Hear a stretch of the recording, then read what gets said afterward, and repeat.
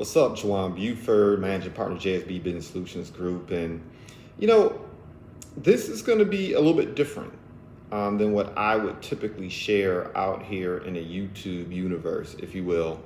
And I was just going through my videography. I mean, it's been about 5 years since I've been showing up periodically here on YouTube. And for the most part, most of the things that I posted or content I've shared was very, I want to say kind of technical, maybe even academic in terms of how to help individuals level up in their business, particularly from a sales and sales management standpoint, sharing content every now and again that I guess would be considered motivational or inspirational, mindset content, right, to help people get their heads right as they go out here and build their dreams and look to curate lives of satisfaction. And I made a decision to actually go a different direction with this particular channel, to be more topical, to talk about more themes. In many respects, I guess, to be more relevant and a little bit more informal, right? And look, there are a lot of personalities that are out there already. There are a lot of people in the space that are sharing content, whether it be gossip, not knocking it, it is what it is, right? The marketplace loves it and desires it, so they're having success. Good for them. I love it. But, you know, conversations about themes that really don't necessarily resonate with me. I kind of created this channel because I wanted it to be, quite frankly, an outlet, almost like a catalog for my own personal use in many respects, just to kind of chronicle my growth as an entrepreneur, and also within the B2B marketing and sales space, right? But I made the decision to say, you know what, after 5 years, if I really want this channel to thrive, if I really want to help people, I got to start investing more time in it. I have to start making an effort to create content that is more topical, more salient or relevant, I guess, to a broader community who may not be coming here for specific technical assistance, if you will, but also kind of stay in my lane, right? So I'm still going to be talking about entrepreneurship all day, every day. I believe it's empowerment.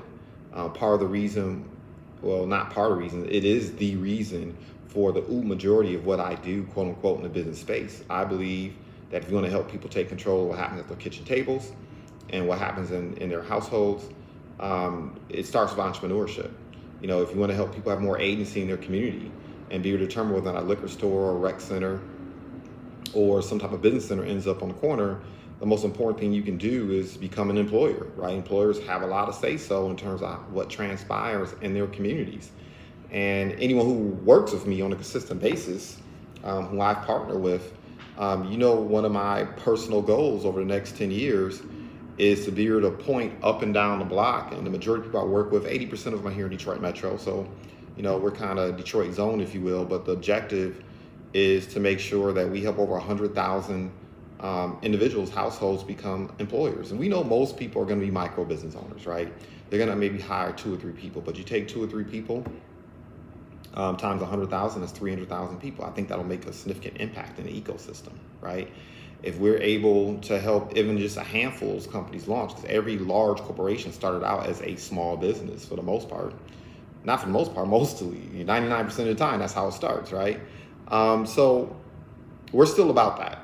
But I'm going to be covering subject matter that I believe is of interest, conversations that I have informally with entrepreneurs about different things that are going on in our environment, what's happening in the world of media. And so you're going to see a little bit different tonality, if you will, moving forward. And I'm appreciative for those individuals who did stick with me. I'm appreciative of the individuals who do, you know, show up in the comments or make a phone call or a text message, or who will send me an email saying, you know what, that was helpful, that was beneficial, I'm glad you shared that, right? But I know in order for this channel to grow, I have to grow. I have to grow in terms of my approach and investment in this channel. And I have to grow in terms of the type of content I'm willing to share and try kind of expanding horizons. So I hope that what transpires over the coming weeks, months, over the coming years, ideally, is of benefit, it lands, and that it continues to help individuals make that transition from a team of me to a team of we, right? And build thriving businesses. So What I want to talk about today really is, I guess what you would call not even lukewarm tea, I mean cold tea, right? I've seen people cover, what transpired with Kanye, Kyrie, now Deion Sanders, and of course, Kevin Samuels, right? I mean, there's still a plethora of content out there about that gentleman and the impact he made. And look, for me, I'm about looking at things that go on in the marketplace and always looking at it from the standpoint of, okay, well, how can it help entrepreneurs level up? How can it make the ecosystem more fruitful, more fertile for us to grow our businesses? And that's the tack I want to take on it. So look, regardless of how you feel about these individuals, about their opinions, what their values are, what their decisions, I think there's lessons to be learned in terms of how they've gone about their business, different things have transpired. And I'm hoping to make it relevant, not from the standpoint of sitting back, talking about people and their business and their lives. I mean, when you're an entrepreneur, it has time for that. Unless that's just your thing, that's how you earn your income, that's cool. But what I really want to talk about is, in my mind, what lessons can be drawn, right? And for me, one of the most important lessons that can be drawn in terms of the backlash that Kanye and Kyrie and so many other personalities face, to an extent, Dave Chappelle, for me, it just outlined the fact that we need to create ecosystems. We need to create environments, places where people are able to speak their minds, speak their truth, share opinions, insights, whether you agree with it or not, whether you think whether or not it's a perspective or a lifestyle, whatever they're doing that you feel like is in alignment with you or not, we still need a space where we create viability. And I think that's so absolutely important, for me to see how certain individuals can literally be locked out of the economy. What they attempted to do with Andrew Tate, right? Literally lock him out of the economy, opened my eyes to the fact that we have to be better at creating networks and spaces that serve as fertile ground for entrepreneurs who hail from our community. And for me, that's the bottom line. When I look at the pandemic and what transpired, right, those 40% of businesses, and here in Detroit Metro, I know the numbers were just even more, they were terrible. But the 40% of business owners that closed their doors will never open again, right? When I look at the business owners who thrived, when I look at the individuals who did exceptionally well during the pandemic, you find some things in common. Now, technology, being able to pivot, being agile, having capital reserves, all those things were absolutely important. But the one thing that I did notice from many of the business owners that managed to thrive is that they already had cooperative economics. They had collective work and responsibility kind of ingrained in what it is they did. They had networks. So they were able to call on resources. They were able, quite frankly, to borrow funds outside of the system sometimes. They were able to barter and do things to keep their business afloat. And I thought it was very important, right? Because when you look at what transpired with Kyrie and Kanye, and to me, it was very egregious when it came to Kyrie. I mean, basically, he was in a situation where he was not going to be able to play ball and be able to continue to amass, hopefully, continue to amass wealth, utilizing the income he was deriving from his NBA career. And how many business owners right now are operating on islands? How many business owners right now are one next financial pandemic away from being washed out, right? Because it's coming. We got a recession coming, and there's going to be, it's foolish. As entrepreneurs, part of what makes us successful is our internal optimism. Like, we believe we can achieve, right? We believe in our hard work, talent, work ethic, faith, and that's what drives us. And we're more optimistic. We have the unmitigated nerve to believe we have control over our financial well-being and our ability to go out here and be of service and help people and create enough of a value proposition where people are willing to patronize us. That takes a special type of individual. But on the flip side of it, that can also be harmful, right? Sometimes we make bad bets because of that. Sometimes we don't prepare, right? And as sure as the economy is going to go up, it's going to go down. I remember as a former investment advisor, people come to the office, they would say, Mr. Buford, what's going to go on with the economy? I'll say the same thing that's happened for the last 100 years. Like, what do you mean? It's going to go up, it's going to go down. And sometimes we forget that. We all are going to go through our own BS.com. There's going to be hurricanes, financial hurricanes that will occur. And if you haven't built up the capital reserves, if you have not built up the relationships, if you're not in an environment where business owners kind of look to circulate capital amongst each other in preparation for those situations, where you're not able to call on someone who can vouch for you in terms of your credibility, your name, your value prop, how you go about doing business. If you don't have those relationships, man, you are really in a vulnerable position. And for me, looking at what transpired, that was an eye-opener. Right now, people came for Dave Chappelle, but I think Dave Chappelle's almost at the point where Rogan is, where they've kind of created those ecosystems, those relationships. They have such a large following, it'd be extremely difficult to kind of cancel them, right? But most small business owners, we're not there, right? Most entrepreneurs haven't reached that place yet. And so for me, in 2023, I'm going to spend an inordinate amount of time focused on those relationships. I'm going to spend an inordinate amount of time focused on building ecosystems, building situations where people are coming together and learning about each other, and and having an agreement that, look, we can have our back and forth, we can have our disagreements, conflict can occur. Sometimes it's inevitable in business, right? But we don't eviscerate each other. We don't spend our time tearing others. A lot of people, unfortunately, the only way they feel like they can be successful, be known, or be big is to tear down other people. I've always subscribed to the ideal that, look, I just want to build taller buildings. If I want to stand out, I'll just build a taller building. I'll help more people. I'll collect more receipts. I'll have more people out there who say, look, I worked with JuJuan Buford, I worked with his cadre, I worked with his collective, and good things happen for me, right? And for me, that's always been my approach, to go out there and ask myself, when I meet someone, if I engage in a business relationship with someone, or dealing with, whether it's transactional, relational, whatever the case may be, did I leave them better than when I found them? And that's something I've always prided myself on. And so I'm going to spend a lot of time pulling people together. Whether we have direct financial interest with each other or not, I just firmly believe a rising tide lifts all ships. And I think it's something that we all should dedicate more of our time in terms of being intentional about it, right? I always tell people, recruit the talent, recruit your relationships, recruit your friends before you need them.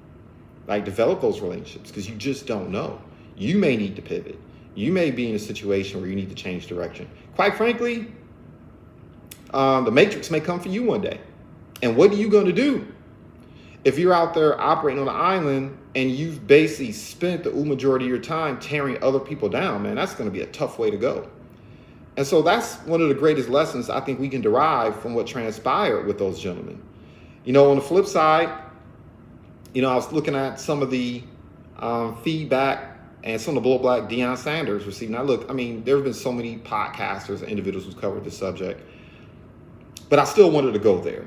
And when I think about the situation that happened with Deion Sanders, what it reminded me of, and this is probably something a lot of people may be in disagreement with where I'm going with this, but when I think about the situation that happened with Deion Sanders, I'm thinking about an entrepreneur that I've known for well over a decade. Like, we've been in the game for almost 2 decades. It's amazing to think about that, right? Working within the capital acquisition, B2B consultation, technical assistance space. And I don't mind giving people their flowers. I've worked with Ms. Tina Williams of QT Business Solutions for a long time. And I can recall having so many conversations with her about how people were constantly coming for her, hating on her. Like, I remember reading some of the emails people would send to her, some of the disparaging remarks. And I remember talking to her over and over again. She's the only person I know in the capital acquisition space that has a money back guarantee. Meaning, I can refer someone to her who's looking to acquire capital for their business. Of course, there's a criteria, but you meet that criteria, and she literally has a money back guarantee. QT Business has a money back guarantee that either they get you the capital, they follow through on their promise, or they refund your money. And in any market, she should have been a multimillionaire several times over years ago, right? And she's finally getting her shine. She's finally starting to get the attention and get some of the monetary rewards and benefits, the accoutrement success that she's had coming to her for a long time. And I'm so happy to see it, right? And when I think about the situation with Deion Sanders, look, once again, I'm not about to spend time dissecting this man. But the reason why I draw the comparison is, in our community, sometimes we just aren't willing to pay for talent. We're not willing to pay for excellence. We're not willing to pay for intellect. And the bottom line is, when I think about what he brought to the table, there's a price associated with it. There's a flip side to this. Oftentimes, we're just not willing to pay for it. I remember having conversations with Ms. Williams repeatedly over and over again about the fact that she needed to change her demographic. The type of services she provided, she was only charging, quite frankly, a couple bucks for. If she was in Los Angeles, if she was in Atlanta, if she was in Miami, she could have charged 3, 4, 5, 6 times the amount, right? And we would go through this back and forth because she wanted to stay in the community, so to speak. She wanted to live, build, and help individuals who come from the same streets and same environment she did. And there's nothing wrong with that. But the lesson I tried to impart to her, and I learned this way too late when I was an investment advisor, because I was about that life too. Giving free seminars, giving free presentations, sitting down in front of individuals, like giving them the sauce, if you will, and charging them minimal, not enough money to put gas in my car. And one of the most important lessons I learned towards tail end of my career, that in order for me to give more, I have to earn more. So I started working for a different demographic. I started helping out individuals who may not necessarily needed my services, but could benefit from it, and who could afford to pay me what I was worth. And when we get upset with individuals who bring a certain talent, a certain skill, a certain wisdom to the table, for me, it kind of eggs me a little bit, because I know the cost. I know the cost associated with wisdom. Wisdom is not free. Intellect is not free. Talent isn't free. When you see an individual who's reached a certain level in their business and in their life, you're seeing them at that moment. You're catching them at a snapshot in time. That's all you have, is snapshots of people. And if they're growing, if they're building, the snapshot is old as soon as you take it. And so people don't become successful overnight. They don't become valuable overnight. They don't become effective overnight. They don't become change agents overnight. There's a process, a price they had to pay to get there. And ultimately, that's what you're paying for, right? You're going to end up, if you're dealing with someone like that, instead of you spending 2, 3, 5, 10, 15, 20 years trying to figure out the hard way, you're actually paying for them to accelerate your growth and accelerate your progress. And I'll be real, oftentimes in our community, we don't want to pay that price. We assume that people should be altruistic, and that's a choice. That's a choice. Would I like to see everyone be altruistic like that? Would I like to see more individuals who become people of means and capacity give more to me? Of course I would. But they're not necessarily required to do that. They're not required to do that. I firmly believe that, especially as entrepreneurs, we should go wherever our talent, skill take us. We should look for fertile ground. We should look for environments where we can derive the most capital for the value we bring to the table. And how we choose to invest that capital is everyone's prerogative, right? But no one is necessarily required to, quote unquote, give back. And I believe it's important, but that doesn't necessarily mean I have to require other people to do it in that way or in the way that we want them to give back. Sometimes individuals just breaking a barrier, breaking a ceiling, is giving back. I think about the civil rights movement, and I think about how Sammy Davis Jr. and people of his ilk caught a lot of hell back then, right? Because of their lifestyles and things they were doing that the community wasn't necessarily in agreement with, right? In terms of their partners, life partners they took on, et cetera, and some of their appetites for different things that may not have existed or been accessible to everyone in the community. But you do know there may not have been a successful Martin Luther King without people with deep pockets who were willing to bail him out of jail. You do know there were individuals who, if they didn't make the money they made, if they weren't operating certain spaces, they wouldn't have been able to fund certain things and be able to turn certain keys and get access to certain spaces, right? And it's so important just simply not to discount that. Like, we need everyone on deck. We need people who are altruistic. We need people who are boots on the ground in the streets. We need people, though, who are also in other spaces, assuming they're willing to advocate, right? Assuming they don't forget whose shoulders they stand on, right? or who may have been necessarily responsible for helping them get there, right? We need all people on deck. Anyone who can make an impact, we need them on deck. And we need their impact however it comes. And that's what I think about. And those were the conversations she and I were having over the years, not just for a year or a month. We had this conversation for years. And what ended up happening is she finally had to change the demographic that she was serving. And because she started serving a different demographic, now she's able to give back even more to individuals who may not have been able to afford her services before. And so I think that's an important lesson we can take from the situation that Deion Sanders found himself in, working for HBCU and then transferring to a school that wasn't HBCU.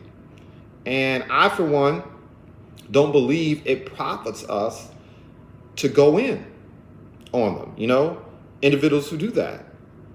And I know some of the pushback the individuals are going to give, right? Because I've heard this so many times. Because some people will make the excuse, well, good for Deion because, the African-American community is in a bad place anyway. It doesn't serve you to work with them because A, B, C, and D, and all these pejorative adjectives and thought processes we have about ourselves. That's a problem too.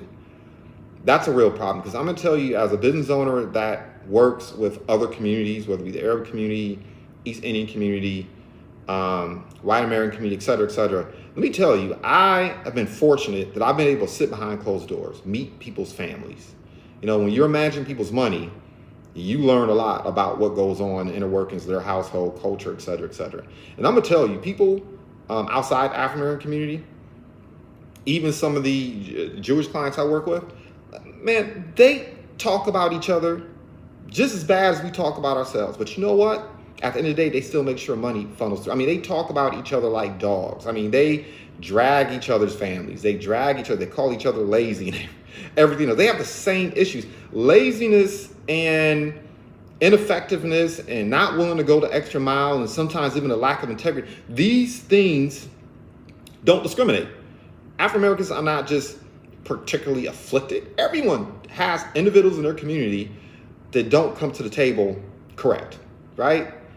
But you know what? It still does not stop them from doing business with each other. I know for a fact, many of them will drive past a hardware store, gas station, grocery store, and they'll know that the services and products in that location is better than what they have in their community. But you know what? They'll still go to the grocery store in their community. They'll still support the bank in their community. They'll still support the real estate broker in their community, the B2B consultant in their community, the investment advisor in their community.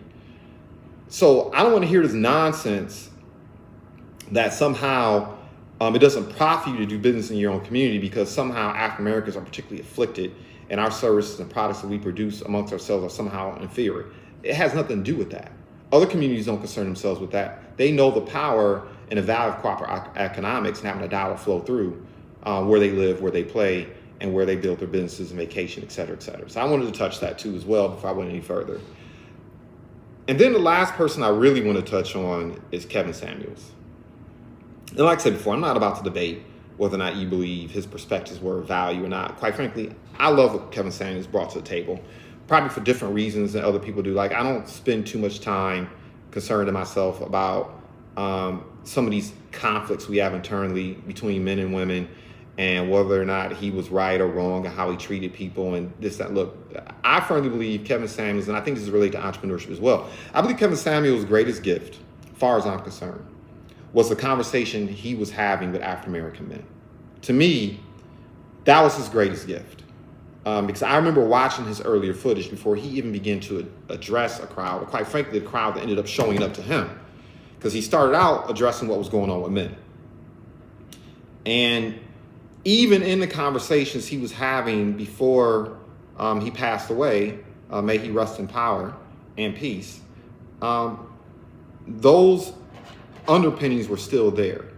And to me, his greatest value that he brought to the table, as far as I'm concerned, as an entrepreneur, is that he taught men, particularly men who share my hue, he taught men that they were valuable. He taught men that their work, their sinew, their intellect, and their talent have value. And that society, even those who were closest to us, who may have been laying next to us, even those who have raised us in some respects, we weren't taught to value ourselves. And when you don't know your value, you make dumb apple decisions. When I look at some of the most biggest dumb apple decisions I've made, things that I've done to self-sabotage myself, it was because I really didn't understand my value. I didn't understand the connection between a behavior, a course of action, something I was doing, and how it could diminish my capacity to give, to be more abundant, to be more prosperous, right? And he was having a conversation, as far as I'm concerned, what I derived from it was that you're valuable. You need to think critically about how you spend your money, who you spend your time with, who you have around you, the nature of the relationships you have, right? Because that impacts you as an entrepreneur. And they say that you only are as valuable, or you'll only go as far as the several people that you spend the most time conversing with and having conversations with, and the people who are pouring into you. You know, you got to guard the gates. Not everyone should be able to occupy space in your cerebral cortex, right? That space has value. And that's, in my opinion, what was one of his greatest gifts. But the other thing that he did, as it really relates to entrepreneurship, is, to me, it was obvious he was moving into a space where he was talking about creating a space within the digital marketplace, within the social media world, that we could have agency in, that we had control over the themes, we had control over the discussions, we had more control over the marketplace of ideals.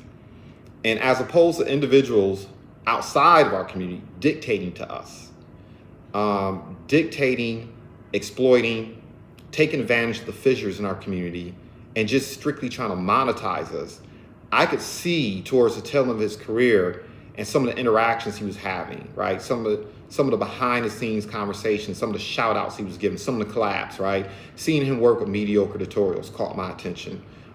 Hearing the back and forth between himself and O'Shea Duke Jackson. Now seeing Antoine Daniels and some of the things he's doing, I could see that he was creating those type of relationships and laying the path for those of us who want to operate in that space and understand the importance of collective work and responsibility and cooperative economics, right? Creating a situation where truly we could get it in, interact with each other, and let the best ideals, let the best concepts, let the best principles, let the best values win, right?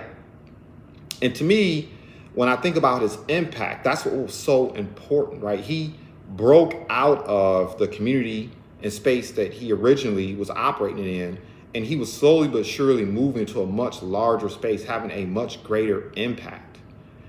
And it was obvious to me that he was looking at building relationships, building that infrastructure. He had a great marketing mind, right? That's the environment he came from. And so he understood the importance of creating ecosystems and creating relationships and situations where, once again, we really have agency over what types of information, products, services, what ideals could proliferate through there. And as a community, we could make decisions as to whether or not certain things serve us or not. And ultimately, that's what this is all about, right? And I know for me, that's what I'm going to dedicate more of 2023 moving forward to. And I've reached a point in my business where I'm not a multi-millionaire several times over yet, right? I haven't gotten there, not a multi-millionaire yet, but I've gotten to a point where my business is taking me where money is an issue. I'm not going to wake up and worry about that. I don't necessarily wake up and worry about how I'm going to pay my bills, worry about how I'm going to pay rent, how to pay certain things. My business has finally put me at a point, after numerous transformations and understanding my value in the marketplace and the people around me better. I'm finally reaching a point where I don't have to worry about those things anymore. And it's just a beautiful thing when you get on the other side of the fence, right? When you get on the other side of money. But I know in order for my business to grow, in order for everything I do to thrive, I need to make a contribution to help others do the exact same thing, right? I need to be contributing to situations that keeps rising, that helps allow other people to rise to the tide. You know, I'm down here in Detroit, here in Space Lab, spend the majority of my time here downtown, and I can see the gentrification, I can see the growth, I can see the economic development. I get excited about it. But the issue that many of us are having, particularly those who are natives of Detroit and have been here for 10, 20, 30 years, is too few of us are actually participating. It doesn't matter if the tide is rising if you don't have your boat in the water. And that's what I want to see. I want to see more boats in the water. I want to see more of us participating in the financial and economic development that's taking place. More of us creating profitable, thriving businesses. More of us going from a team of me to a team of we. So I'm committed to that. And, I'm committed to the idea of not coming on this platform and tearing other people down. I don't believe in that. I believe in this building taller buildings. Giving shout outs, recognition, edification to those who are out here crushing and making a positive contribution. I'm committed to being a part of organizations, joining organizations, creating organizational spaces and infrastructure where, regardless of where you're at, if you're a fledgling startup or whether or not you're established and you're like, look, I'm ready to go to the next level. Okay, so I got the LLC, I got, some capital, I'm beta tested. How do I scale now? How do I onboard the talent that I need? What processes do I need to have in place? How do I create an operating system where I can take on talent and grow, build culture, scale the value prop, impact more people, be able to employ more people, and really become an influencer and change agent in my community or in my space, right? Distinguish myself. Those are the things that I'm thinking about. Those are a lot of the topics and perspectives I'm going to start bringing to this channel, right? So things that I observe in media, in the news, in the social media space, even on the ground, right? Where I'm interacting with 10, 15 business owners a week and hearing their perspectives and what's going on. That's the direction I'm looking to take this channel. And if you're feeling that, but be transparent, you don't necessarily need to feel me. You don't necessarily I don't need to necessarily resonate with you. But if you find content creators, you find entrepreneurs and individuals who are making a positive contribution somehow, you need to support them, right? It goes back to what I was talking about in terms of Deion Sanders' situation. We need to be more supportive of each other. So look, if this resonated with you, once again, subscribe, like, comment, sharing is caring. And, I celebrate success in advance. Goodbye for now.